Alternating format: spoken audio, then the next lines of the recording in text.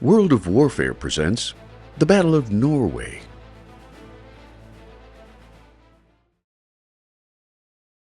After Adolf Hitler's invasion of Poland on September the 1st of 1939, Europe experienced an 8-month period of relative peace known as the Phony War, or Sitzkrieg to German soldiers, when no Allied land operations took place along the Western Front. While British and French troops waited anxiously along the Maginot Line, with German divisions staring back at them from across the Rhine River, Europe held its collective breath during the uneasy lull. Yet to Adolf Hitler, the pause was intolerable until May the 10th, when his Wehrmacht forces invaded the neutral Low Countries of Holland, Belgium and Luxembourg. The Nazis' Blitzkrieg proved to be a vicious onslaught against civilians, as the Luftwaffe in particular rained down terror on European cities. Ironically, on the same day as Hitler's Blitzkrieg began, confidence in British Prime Minister Neville Chamberlain's government had reached a new low point, leading to Chamberlain's resignation, followed by the rise of Winston Churchill, an appointment that would inspire the British people throughout the coming dark years of war. While the people of Great Britain and Western Europe clearly enjoyed this period of calm before the storm, Hitler's lull was not due to a change of heart over his empire-building aspirations, but rather due to the fact that his main Blitzkrieg force was about to unleash itself on Norway and Denmark, turning the neutral Scandinavian countries into a battleground between German, English, French, and Polish troops, who all wished to control the two nations for their own war objectives. The subsequent Battle of Norway would become the first major military operation in history to employ naval, ground, air, and airborne forces in the assault phase of Germany's attack. By way of background, during the spring of 1939, the British Admiralty began to consider the possibility of using Scandinavia as a potential theater of war against the Nazis after the British government ruled that a continental land battle was likely a repetition of the trench warfare slaughter of World War I.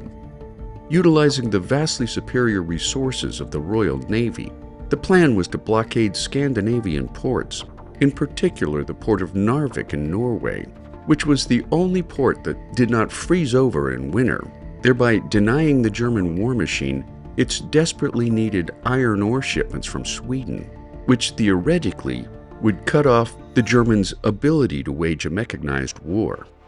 Since the majority of ore shipments in winter departed from the Norwegian port of Narvik, all combatant countries saw the strategic importance of Norway, including German Kriegsmarine Grand Admiral Erich Ritter, who in late 1939 expressed his concern to the German High Command that any British occupation of Norway would pose an unacceptable risk to Nazi Germany, proposing to Hitler himself the importance of seizing Norwegian ports before the British had a chance, thereby giving Germany control of the nearby seas, while serving as a base for future U-boat operations against Britain.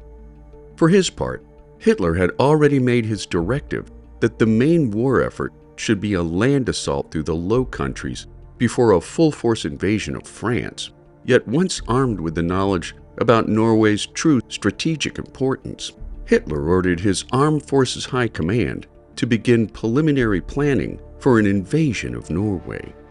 Hitler's early plan, known as Studien Nord, was expanded upon by the Kriegsmarine between January 14th through the 19th, 1940, which relied heavily on surprise to reduce the threat of Norwegian or British intervention, at the same time bypassing Germany's slow merchant ships for troop carriers, instead using their faster warships to ferry troops into Norwegian ports on a coordinated, simultaneous basis.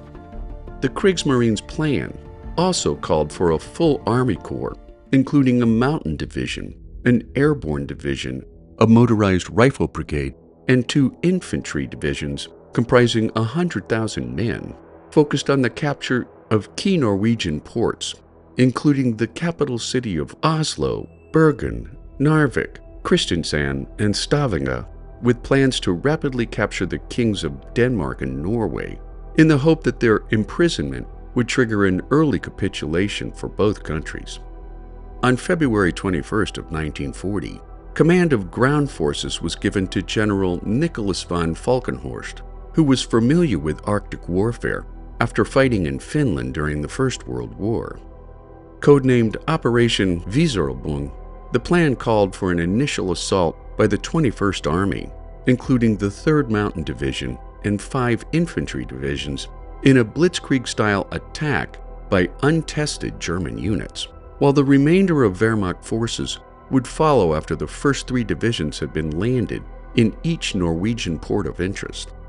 Simultaneously, 3 companies of paratroopers would seize key airfields, while almost all U-boat operations in the Atlantic, including some training boats, would be committed to Operation Hartmut in support of Weserübung. The Kriegsmarine's initial plan called for the invasion of Norway only before taking control of Danish airfields by diplomatic means. However, Luftwaffe air leaders insisted on the capture of fighter bases and air warning stations in advance of a ground assault, leading Hitler to issue a new directive on March the 1st, calling for the invasion of both countries at once. The new directive now called for the 31st Corps to invade Denmark, consisting of 2 infantry divisions and the 11th Motorized Brigade, while the entire invasion force would be supported by the 10th Air Corps, made up of more than 1,000 aircraft of various types. Germany's timeline was accelerated after the British destroyer HMS Cossack boarded the German transport ship the Allmark on February 16th, freeing some 300 merchant sailor POWs whose ships had been sunk by the German pocket battleship Graf Spee in the southern Atlantic Ocean, a ship that had already been scuttled by her captain in the Battle of the River Plate. Hitler regarded the boarding of the Altmark as a clear sign that Britain was willing to violate Norwegian neutrality, leading the Führer to further violate Norwegian and Danish neutrality by ordering the immediate invasion of both countries. After notifying both Britain and France in a memorandum that Germany intended to protect Scandinavian neutrality against Allied aggression, in the early morning hours of April 9th, Germany launched its invasion of both countries before extensively mining Danish and Norwegian ports to better protect their operations. While Denmark quickly capitulated, some 55,000 Norwegian soldiers put up a stiff resistance. Insisting that Norway's territorial sovereignty and political independence would not be infringed upon, Germany asked the Norwegian people to ensure the smooth advance of German troops for the defense of Norway from the British and the French, quickly occupying the port towns of Narvik and Trondheim, Bergen and Stavanger, Oslo and Arendal, Egersund and Kristiansund. After the German Navy secured operations, transport, and landings in Norway and Denmark, the Luftwaffe attacked Allied naval forces and transport ships, destroying almost all of them due to German air superiority. Fully expecting the Norwegian government to capitulate at any moment, Hitler and his high command were mystified when King Haakon VII, Crown Prince Olav, and top government officials fled to England to run Norway in absentia. In their absence, Norwegian politician Vidkun Quisling, founder of the fascist organization National Samling, announced a bloodless coup d'etat, proclaiming a new government with himself as prime minister on the evening of April 9th. King Haakon VII, however, rejected Hitler's demand to appoint Quisling, prompting Hitler to set up his own governing commission run by German administrator Joseph Terboven, installing Quisling as the commission's prime minister, a position he would hold until the end of the war. In response, the Allies counterattacked at Narvik on April 11th, only to witness the loss of 4 English destroyers in what became known as the Second Battle of Narvik. On April 13th, the Allies carried out air raids against Narvik, Stavanger, and Bergen, followed by heavy combat at sea against German floatplanes on the 17th. On April 18th, the Allies managed to land troops at Andalsnes and Namsos, only to be decimated by heavy German bombardment. With Trondheim, Oslo, and Narvik now in firm German control, German troops repelled the Allies from their attack on the fortress of Trondheim on April 21st, while a day later, Allied naval ships were bombed by the Luftwaffe, forcing Allied troops to retreat under heavy German fire from both the ground, sea, and air. While the Allies continued their heavy bombardment of Narvik, the Germans continued their advance into Norway via Lillehammer before taking the strategically important town of Steinkjer at the outermost northeast coast of Trondheim Fjord. Everywhere north of Oslo, the Germans had now broken up any attempts at Allied opposition. In a show of incredibly bad communication between London and their forces in Norway, German land and air forces neutralized the last British airbase at Andalsnes before achieving all their goals in their third invasion phase in the north of Norway by April 26th. With almost no food or ammunition left, the Allies, save for Norwegian troops, began their retreat on April 27th, leaving Norwegian soldiers with a clear sense of abandonment by their English, French, and Polish comrades with whom they had fought side by side. In the end, the Germans had beaten the Allies through air superiority, successful strategic tactics in the Trondheim sector, and the sheer speed of their advance.